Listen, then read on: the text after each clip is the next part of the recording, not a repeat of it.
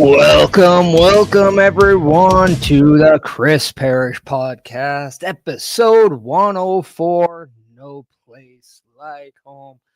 I want to thank everyone who is joining on my Facebook, my YouTube, my Twitch, my Instagram, and X account as well on the YouTube Turnbuckle channel. Yeah, I said that right. Whew. First things first, I want to thank everybody who is helpful to the Chris Parrish Podcast. That is everybody in the chat, but it's also Turnbuckle Studios, the Turnbuckle Affiliation Program, and Beercade YEG. That's right. If you want to check out WWE Survivor Series, make sure you're checking it out at Beercade YEG, the official partner to the Chris Parrish Podcast, and you can check it out for free. And you know what? You just might be able to see me down there. You never know. Things might change. It's a busy time. But you also want to check out Survivor Series if you're not in the Edmonton, Alberta area, live here on the Turnbuckle Studios platforms, on the Turnbuckle Affiliation Program platforms, because there is a PLE Patrol for the Survivor Series as well going on. As we have CBRS Entertainment coming in today saying, howdy, Parrish. Hello, how are we doing? This is episode 104, No Place Like Home. Why? Because we're going to talk about all of the homecomings that we have seen within the last week and maybe some other ones, some signings. We're going to have some fun and we're going to talk all about that. But first things first, got to get a little bit of housekeeping out of the way. So if everybody here wants to check out the best way to help Turnbuckle Studios, well, let me tell you something. It's pretty simple. Just check this out. A Turnbuckle affiliation program is looking for more people. If you have passion level for pro wrestling, sports, video games, or something else, then Turnbuckle Studios is the place to be. If you have ever wanted to pursue content creation and want to join our team, then we would love to have you. Check out turnbucklestudios.org or contact us by email today because your future is now, and we want you to tap in.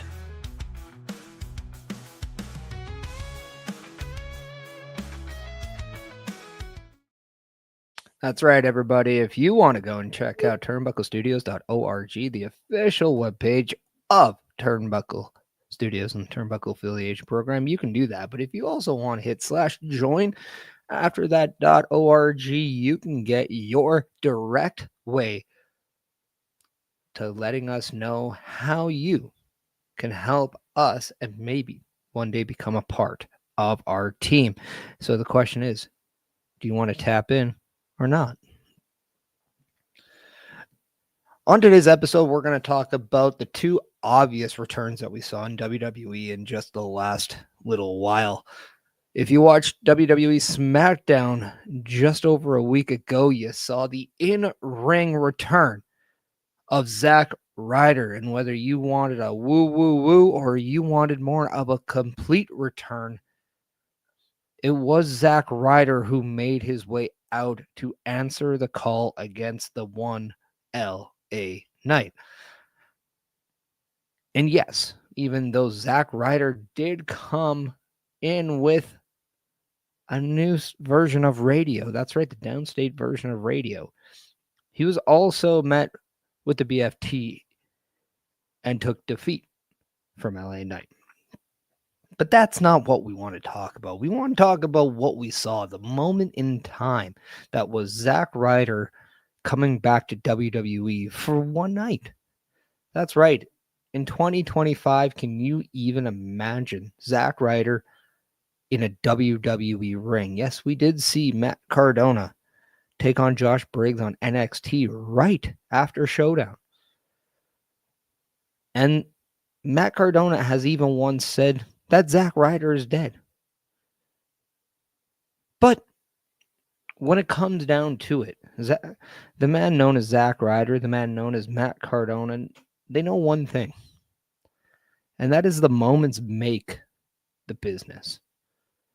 So no matter what, whether or not you got Matt Cardona or Zack Ryder, you got a moment to talk about. And what I think is really, really cool about the whole thing is that we kept it a mystery. It was kept a mystery, not we. I wasn't a part of this. But at the end of the day, you had some fun. And in my eyes, Zack Ryder probably had one of his most competitive matches in WWE. Him and LA Knight seem to have this really good chemistry. So the question is, will we ever see Zack Ryder again? And we have to ask that question because did you really think we were going to see him at all? An equal question could be, is this just an opening for Matt Cardona to finally come back to WWE? We all know he wants to be back. We all know that his real life wife, Chelsea Green, happens to be one half of the AAA Mixed Tag Team Champions and the current United States Champion. So there would be many people in the locker room that would appreciate that. He is friends with just about everyone there. So the question is this the time for him to return home? We know that he's currently working in TNA, but we don't know what his contract status is. It's been rumored that he's been working on more than just paid per appearances. So is he truly locked down with TNA Wrestling, or is this just a means to an end? CBRS Entertainment coming in saying, I know it was a one-off, but it left me wanting to see him more. It wouldn't surprise me if he did appear in the upcoming Royal Rumble. And that's exactly something that we all have to kind of look at. Knowing that in 2 months, yeah, that's right, people. The Royal Rumble is really just over 2 months away. We could see a lot of surprises, returns, or things like that. We have been blessed in the last year's Royal Rumble matches to see homecomings of late as well. Whether or not we saw Andrade returning at a Royal Rumble, whether or not we saw Alexa Bliss returning at a Royal Rumble, AJ Styles. We also saw Jordynne Grace debut in a Royal Rumble. The Royal Rumble is always one of those moments and one of those matches where you can always expect surprises. So it just begs the question, how refreshing was it to watch Zack Ryder appear on SmackDown? And then just mere days later, in another last time is now qualifying match, or not qualifying, but tournament match, Solo Sikoa was in the ring waiting to see who his next opponent was. And all of a sudden, I'm here to show the world plays, echoes, and the place goes insane as Madison Square Garden saw the return for one night of the show-off Dolph Ziggler. Now, we do know that he is currently contracted to TNA Wrestling, known as Nick Nemeth. But again, in a nice one-off way, we saw Dolph Ziggler once again.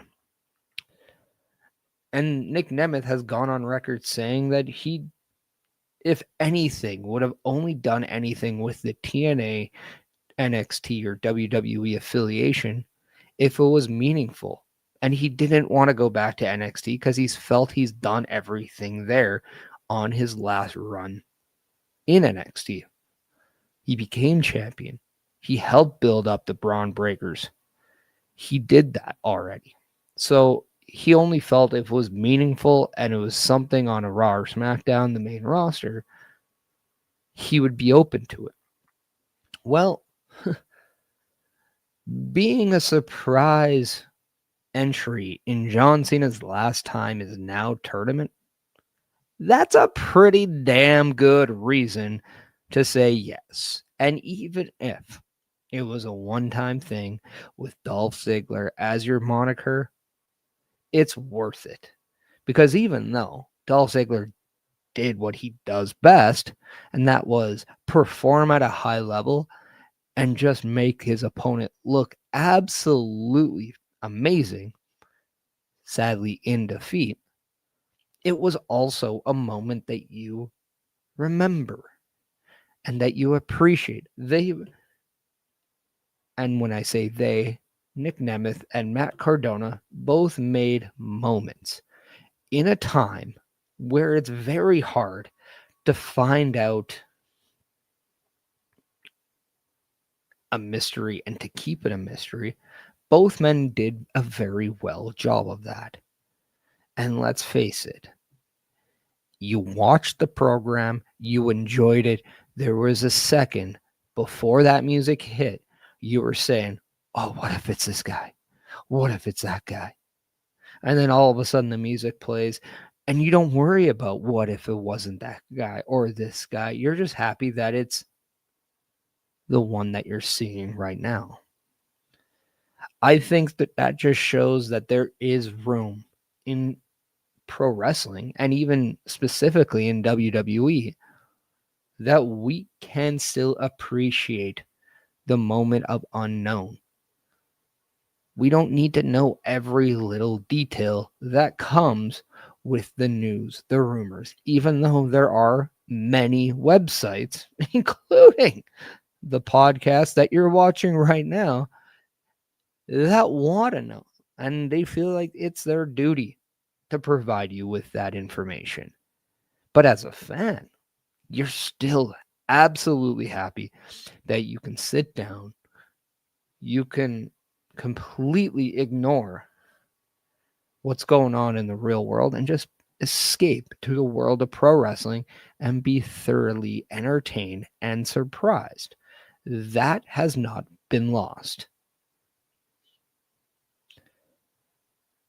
It just leaves you now wondering, with the speculation of whether or not a guy like Chris Jericho or even Saraya, aka Paige, will eventually make their returns to WWE. Now, we know they both were previously in All Elite Wrestling, and we know that Chris Jericho hasn't been on screen for the better part of the year. The same with Saraya.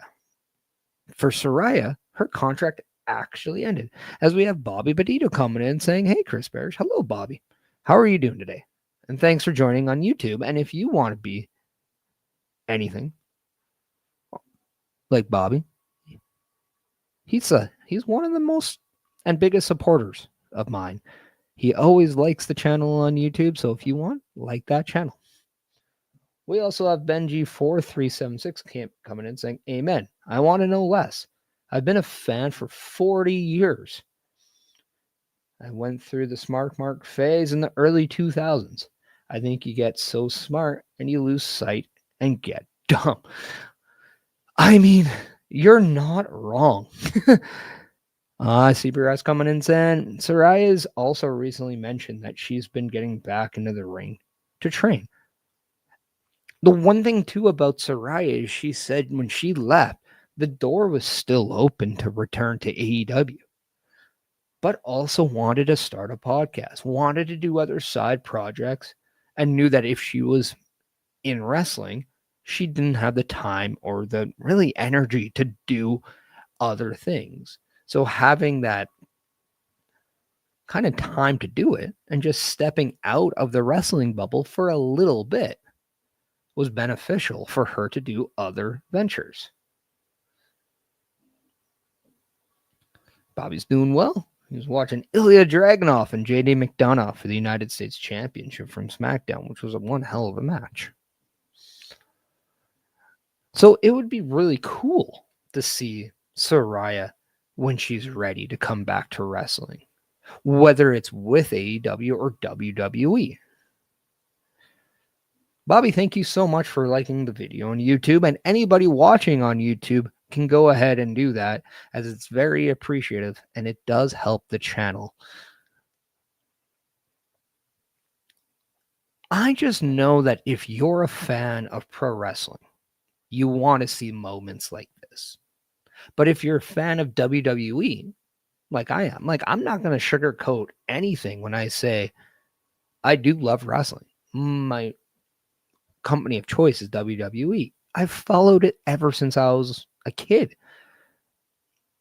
As we've seen Ben saying he was a fan for 40 years, which means over 40 years, you're watching the WWF, the WWE, maybe WCW and ECW. Could even been one of those insane fans that went out and watched New Japan Pro Wrestling and all the other Japanese things. Not sure. Let me know in the comments what all you were watching, Ben, because 40 years, that's a long time. Also coming in saying, if this internet existed in 1986, by the way, it's the year I was born, the smart marks would tell you Dynamite Kid and not Hulk Hogan should be champion. Well, I mean, yeah, I mean, that's a thing nowadays. Anybody, can be quote unquote champion because they quote unquote deserve it or earned it, which is something that I've always hated when people said they're professionals. Nobody has to say anybody has earned or deserved it. You do good work, you hope to see it. I think that's the best way of looking at it. So getting back to, people like Paige and Chris Jericho possibly returning to WWE, I think it's just one of those things where if you're able to see moments of Chris Jericho coming back, whether he brings back a light up jacket or the countdown, maybe, just maybe, a Judas in WWE would be an absolute moment. Who knows? We're talking about the man who always evolves. He's 55 years old and in amazing shape right now.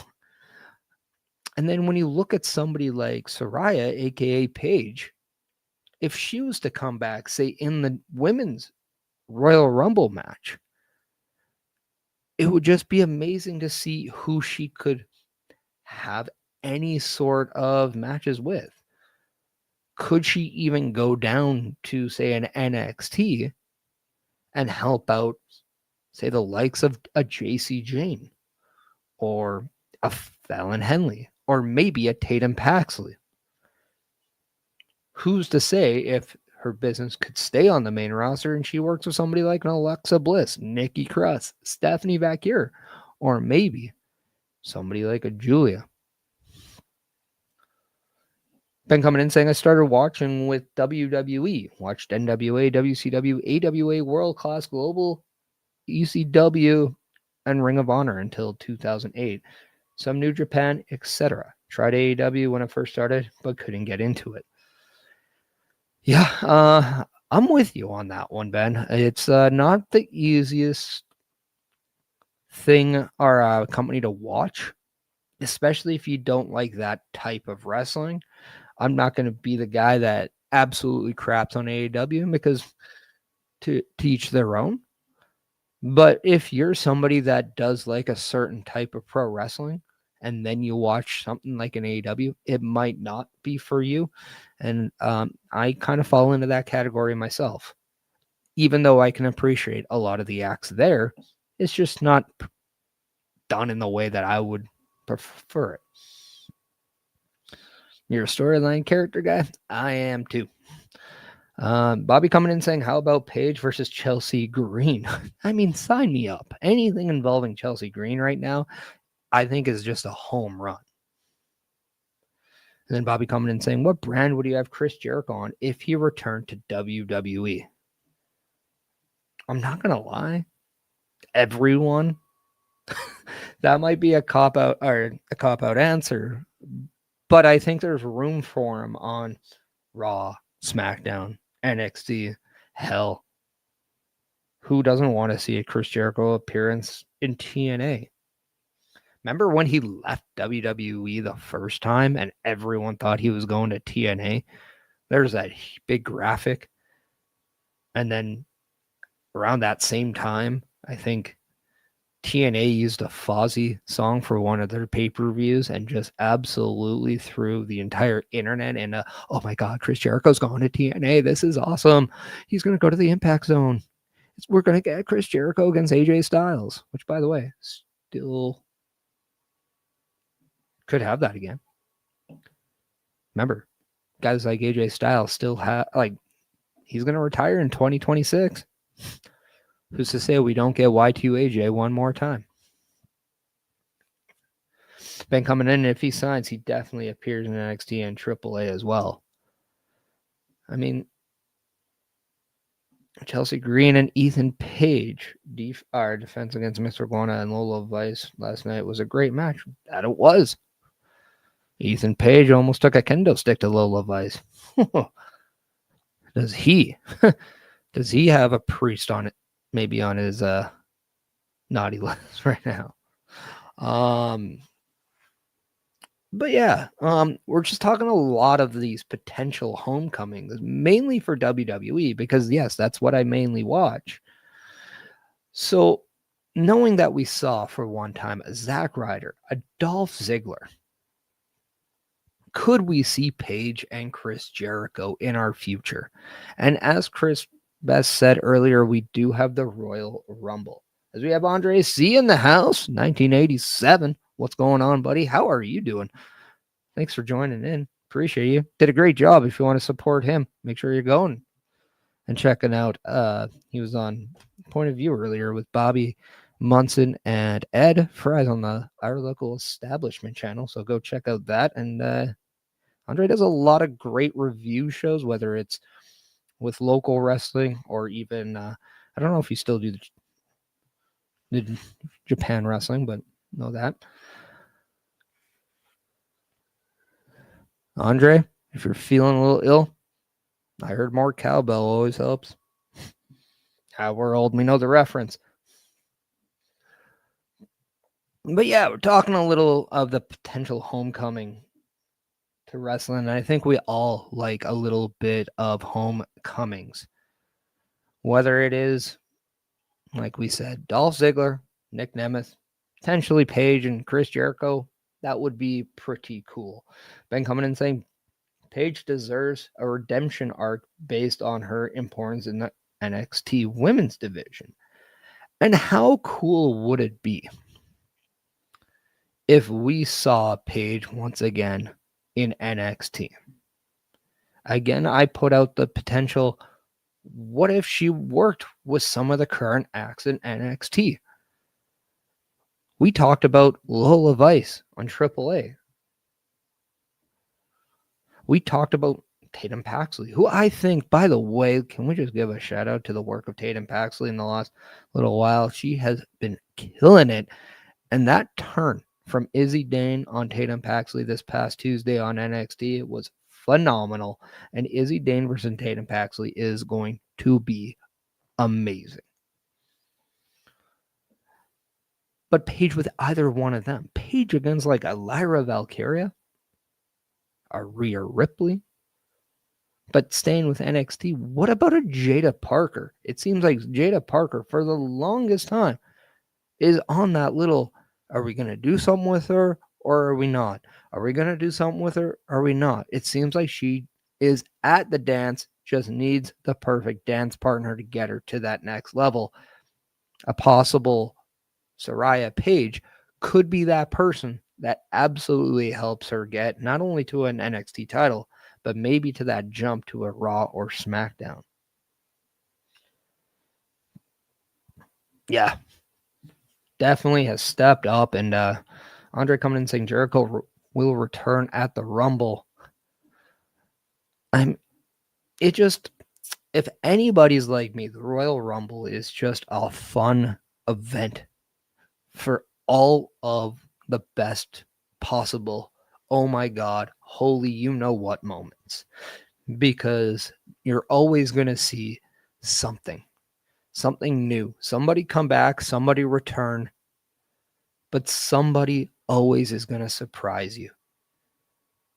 I mean, I remember just being in Indianapolis this past February. Not only was it cool seeing an AJ Styles return, by the way, going back to his old music was absolutely, for pun's sake, phenomenal. But also seeing Alexa Bliss return and seeing the evolution of what she was prepared to do. So it was absolutely just fantastic to see her return. Now we have shown a little bit of the help wanted, but let's let everybody know what you can get on every week with the Turnbuckle Studios and from the Help of Turnbuckle Studio, the Turnbuckle Affiliation Program. So let's check out our weekly calendar. Turnbuckle Studios and the Turnbuckle Affiliation Program bring you the week of streams. Monday nights you get the Locker Room Breakdown at 7 p.m. Eastern, followed by the Raw Patrol at 8 p.m. Eastern. Tuesday brings you the flagship show, Turnbuckle Talk, at 8:05 p.m. Eastern. Wednesday we play games with the PlayStation Showcase at 8 p.m. Eastern. Thursday we go TNA when we brace for Impact at 7:55 p.m. Eastern. Friday we secure all details as we answer the call for the SmackDown security detail at 8 p.m. Eastern. The weekend brings you Saturday Night Gaming at 8 p.m. Eastern. On Sundays be sure to catch the Chris Parrish podcast at 12:15 p.m. Eastern, followed by the Boar's Nest at 8 p.m. Eastern. Be part of the shows and join the chat every day. And once again, you can check out all of that amazing programming over on Turnbuckle Studios and its platforms. And if you want to check out more with it, please check out the Turnbuckle Affiliation Program. I also want to shout out everyone who is checking out this podcast live on the Instagram. Please, if you want to comment on there, it will not show up in our StreamYard chat, but I will make sure to read it out loud. So don't be afraid to send any comments. We will let you know. I will talk about them. We are dealing with a little bit of technical issues with the Facebook side of things. So if by chance you are not able to check out the Chris Parrish podcast right now on Facebook, let me know, or please go to YouTube and check it out on either my channel on the Chris Parrish channel or the Turnbuckle Studios channel. Sometimes Facebook just, it is what it is sometimes. But we are talking a little bit of homecoming moments and stuff like that. But I also want to talk a little bit more about that Last Time Is Now tournament, as we got a lot of information this past weekend. We found out on Friday that Sheamus now has an injury to his shoulder and was taken out of the Last Time Is Now tournament. Now, I posted something saying, who could it be? And we found out that The Miz has now been posted as that replacement, and now will have a second chance in this tournament, and now will take on LA Knight on SmackDown this coming Friday. But I also want to talk a little bit of just how unfortunate this was for Sheamus, as a lot of us were looking at a potential match with John Cena and Sheamus if John Cena was still Intercontinental Champion going into December 13th. Could he face Sheamus, and we could see Sheamus do what John Cena did just a couple weeks ago, and that is become a Grand Slam champion. Now, we won't get to see that on December 13th, but who knows? We could always see Sheamus get that Intercontinental Championship. Bobby coming in saying, I hope Sheamus gets better, and earlier saying, I hope Montez Ford accepts Ilya Dragunov's open challenge on SmackDown for the U.S. title.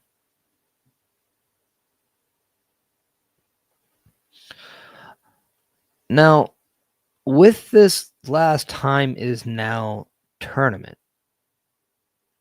we do have a finale set. We saw Carmelo Hayes defeat Bronson Reed by countout. on Friday, as just about everyone from the War Games match kind of got involved, with the exception of Drew McIntyre, CM Punk, and Roman Reigns and Brock Lesnar. We also saw LA Knight pick up the win over Zack Ryder. We saw Solo get the win over Dolph Ziggler. We saw Sheamus get the win over Nakamura. That's going to be now The Miz. And we also saw Gunther absolutely destroy. I'm just kidding. Got the win over Javon Evans. We also saw Rusev pick up the win. And then we also saw Penta, I believe, picking up the win as well. So now we finally got graphics shown. Sadly, I forgot it. But I know that we have The Miz versus LA Knight. We have Gunther against Carmelo Hayes. If I'm not mistaken, we now have Penta, I think, versus Solo. Let me know in the chat. Bobby, this is where I'm reaching out for you. I'm looking for that hot tag. Let me know if I got that one right. So the big question is, who does everybody want to see win the Last Time Is Now tournament? There has been huge speculation that Gunther could be that winner and could be the guy in place to have that match. Personally, I'm now rooting for somebody like Carmelo Hayes. He was actually somebody that I wanted to see have that match with John Cena back when we heard that 2025 was going to be the last year of in-ring competition for John Cena. I think when we say no place like home, we don't always have to talk about homecoming, but we can also talk about homegrown talent. Somebody like a Carmelo Hayes. Now, we all know that he came from the independents, but we all know that Carmelo Hayes debuted against Adam Cole on NXT. Did the whole ruthless aggression bit, just like John Cena did with Kurt Angle. We all know they're both from the Boston area. We all know that there's a lot of similarities with Carmelo Hayes and the early John Cena character.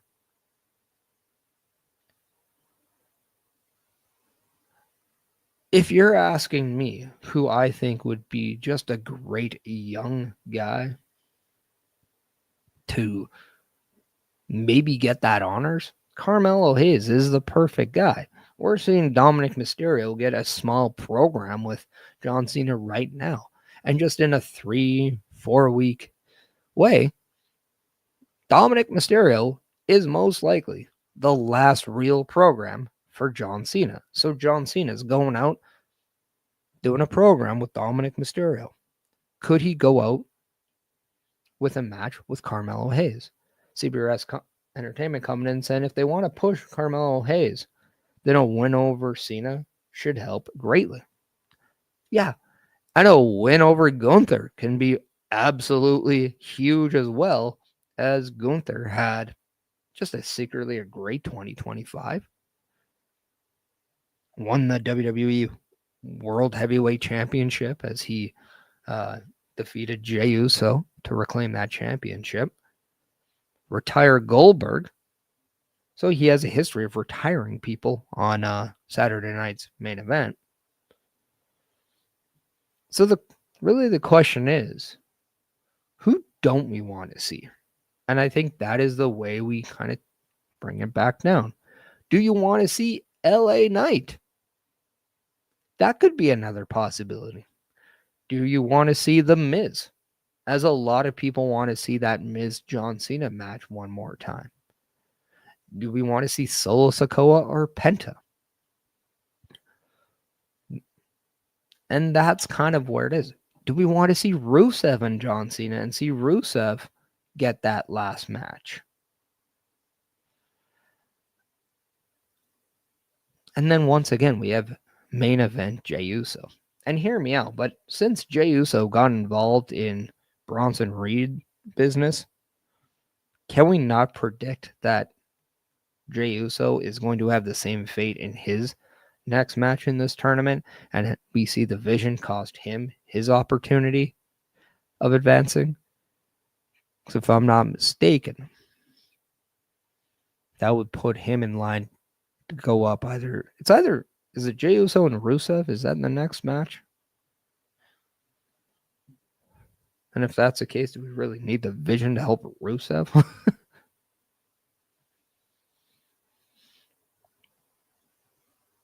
CBS coming in saying, I don't want to see The Miz, and Bobby coming in saying, I don't want to see Solo Sikoa against John Cena.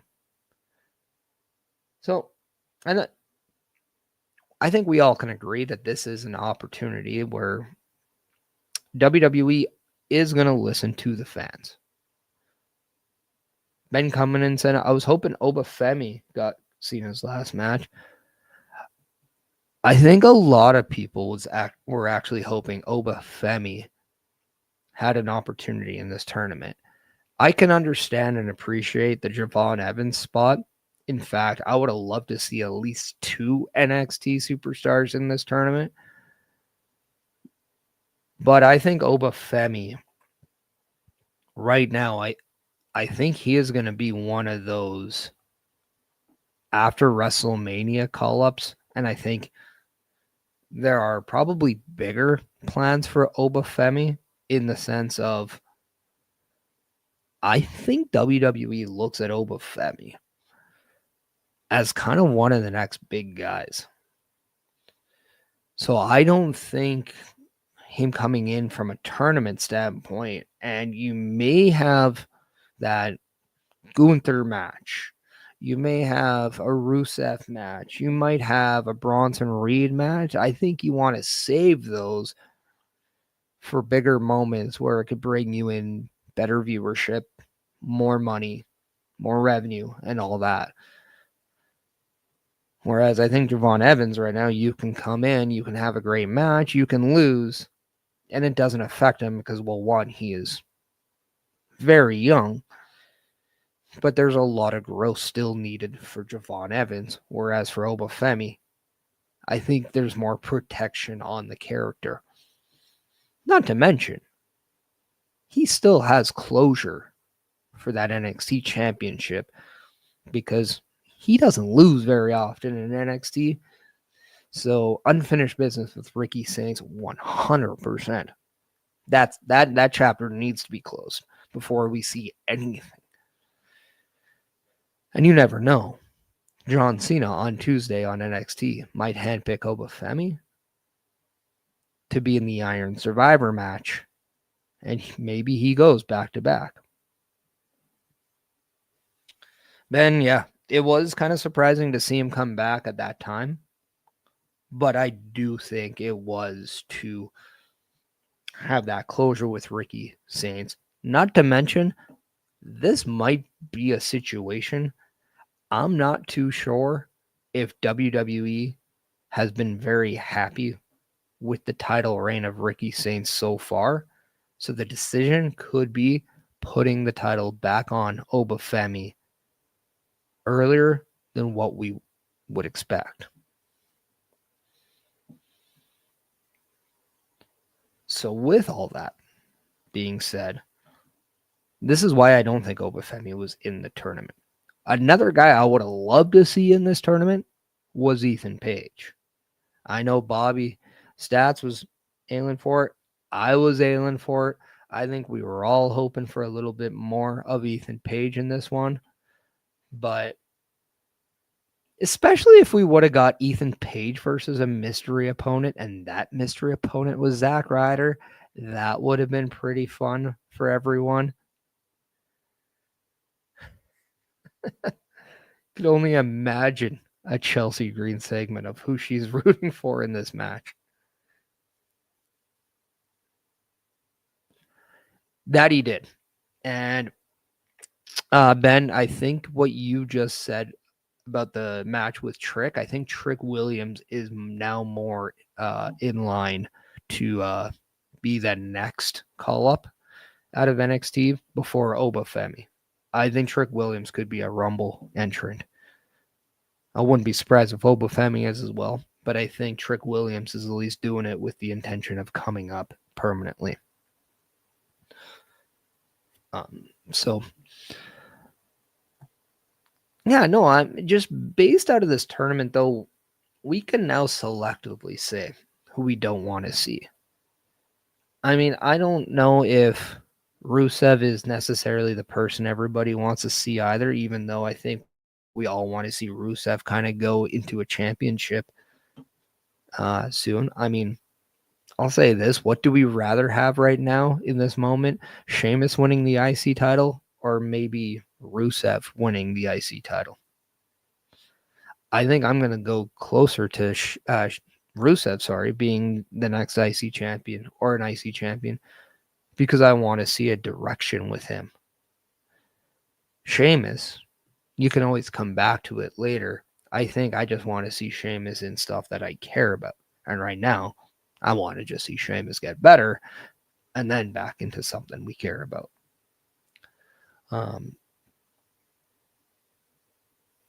It'll be very intriguing to see kind of who gets through. There is a part of me that really does think Carmelo Hayes might actually be Gunther. And this is my reason why.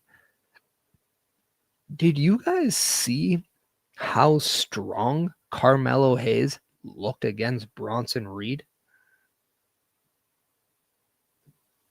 Ben, I'm with you. I do think Dominic Mysterio will also win back the Intercontinental Championship at Survivor Series. And I think that's fantastic. And I think that was a fantastic way of saying, oh, Dominic Mysterio won't be in the tournament, but what I'll do instead is have my last program in my tour, in this tour with him.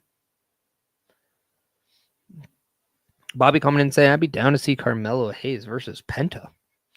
I mean, that would be a new matchup now, wouldn't it?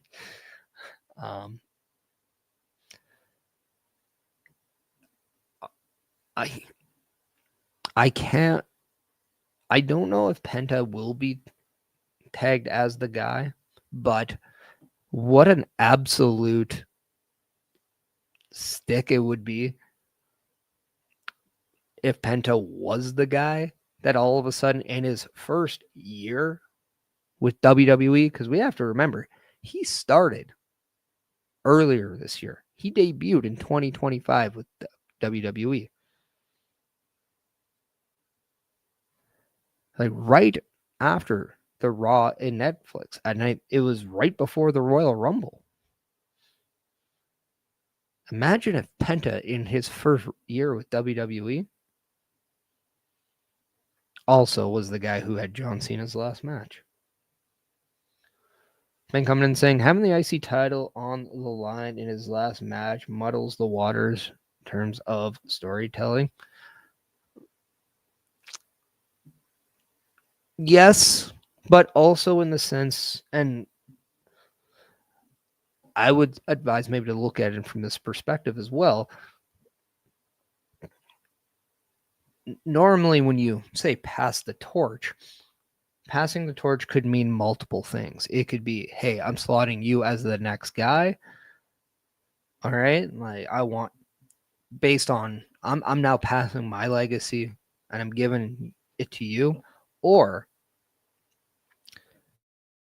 you can see somebody do that through the form of a championship as well, because a championship also resembles opportunity. A championship also resembles just the ability to be a bigger star. We've seen what John Cena did with the United States title and making that championship special by doing something like an open challenge. And that has been absolutely replicated by guys like Sami Zayn and now Ilya Dragunov, to the points now where it allows you to wrestle every week and have great matches like both men were doing, and exactly what John Cena did. But we can also see, like, if Carmelo Hayes was to become an Intercontinental Champion, if he was to defeat John Cena, who was still IC champion at December 13th, all of a sudden now he would move over to Raw. And maybe, just maybe, we get Carmelo Hayes versus Dominic Mysterio heading into 2026. Maybe, just maybe, now we're getting Carmelo Hayes in bigger storylines because let's face it, there's a lot higher end attractions on Raw right now. So maybe, just maybe, we're seeing Carmelo Hayes elevated to these types of guys. We could see Carmelo Hayes go up against a Braun Breaker or a Gunther or a Jey Uso, acts that the WWE are very high on. And I agree.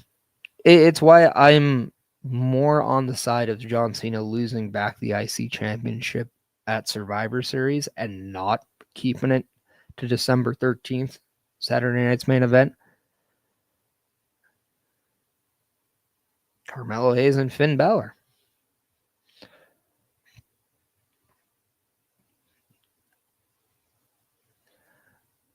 Jacob Fatu would be a great guy, but we got to remember Jacob Fatu is on the sidelines right now because he is getting the majority of his teeth redone. He has a big dental thing going on, so he's going to be out, in my eyes, probably for the remainder of this calendar year. We might not see Jacob Fatu until January 2026. He very well we could see vignettes of Jacob Fatu returning at the Royal Rumble. I wouldn't be surprised if that's the direction for Jacob Fatu. CBS Entertainment coming in saying, it is interesting to me that the U.S. Championship Open Challenge has been successful for 3 wrestlers now. All baby faces, but I'm curious to see how a heel would do it.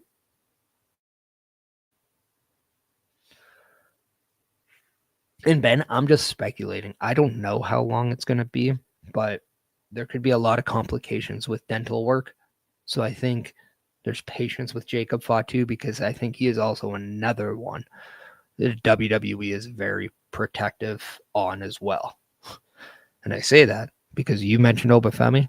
How awesome would that match be as well? But getting back to that's your thing. The U.S. Open Challenge, I think, has been phenomenal because it's baby faces, because it's an honor system coming in. Why would a heel just hand out opportunities to everyone? That's not very heelish. A heel would not want to give somebody a title shot and have the opportunity to lose a championship every week. I think the reason why there's a U.S. Open Challenge is so the babyface can become that fighting champion and have matches every week. And I think it's better suited for the babyface. Again, I don't see how it would make a heel better because, if anything, a heel is just creating more opportunities for enemies by taking something away. And I don't know if that's sustainable from a long-term standpoint.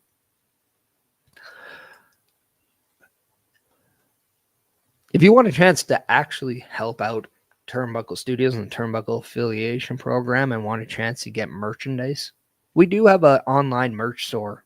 It's called carlcarafel.redbubble.com, and you can go ahead and you can get your version, whether it's a Chris Parrish podcast hoodie, whether it's a hat, a t-shirt, whether it's any other articles of clothing, or maybe you want phone cases, carlcarafel.redbubble.com has that for you. But don't take my word for it. Check it out for yourself. The Turnbuckle Studios store is open for you 24 hours a day, 7 days a week. Get the merch and represent the best from the shows you watch on a weekly basis. Multiple styles to choose from with over 10 products available. Don't get left out and pick up all your favorites today. Find us at carlcarafel.redbubble.com. That's right. Not only is it a great way to showcase if you're a fan of any of our shows, but if you want to support with something like an article of clothing or even a piece of product, carlcarafel.redbubble.com is your best way to do so. CBRS coming in saying they could hand out challenges to jobbers while ducking legit challengers. I will also say, how many weeks would you see that before you saying, I'm tired of it? I'm not saying it's a bad idea. I just don't think the sustainability on it is very high. Whereas for a baby face, you could do it almost year long if you really want. And then Ilya is building himself along with everyone he faces. Yeah. And it's going to be very intriguing to see who actually does defeat Ilya Dragunov, because that is going to be the big question. And right now, Tommaso Ciampa could be that person because he is the only one without having a match who's developing a storyline and a program with Ilya Dragunov as we speak. And he's the only one who Ilya Dragunov has yet to accept an actual challenge from. Just wants to call him a jackass all the time. I do want to let everybody know that it's getting to that time to say goodbye. But before we do so, I do want to let everybody know that next week, the Chris Parrish podcast returns with episode 105. And if you want to check that out, it's called Finishing Strong. The reason why, it's because next week represents the last day in November. And if you want to know this, that means December is just over a week away, and we're almost done with the year 2025. So how does the WWE finish strong for this year? Tune in next week for more. Also, another thing, just to let you guys know, I will be conducting an NXT Deadline Watch Party. That's right, live on December 6th, Saturday, December 6th, 8 p.m. Eastern Time, and we will have some fun going through everything NXT Deadline. We're going to enjoy that, so make sure you want to tune in to everywhere on my link tree. That's right, link.tr.ee/Chris Parrish, and you can check all the platforms that this watch party is on. By chance, if you do subscribe to Spotify, you can also check out the Chris Parrish podcast live on Spotify. So if you're a new viewer or just somebody that needs more fix, make sure you're checking that out, because the Chris Parrish podcast is not only live on Spotify, but you also, if you can, rate the episodes and help me out. That does help just as much as a like on YouTube. Hit that notification bell button, all that good stuff. You see my link tree down in the bottom there. That is the best way to help support myself and everything I do. So I appreciate that. I want to take this time to appreciate everybody in the chat for having such a great time with all the topics today. I appreciate you very much. Can't do this without you, and I wouldn't want to do it without you, because who doesn't like just to sit down and talk wrestling? So for this time, I'm going to bid you guys adieu and to say thank you so much for coming in and checking out episode 104 of the Chris Parrish podcast, No Place Like Home. I hope you have the great rest of your Sunday. I'll see you next week. And remember, be happy, be healthy, but be yourself, because at the end of the day, you matter.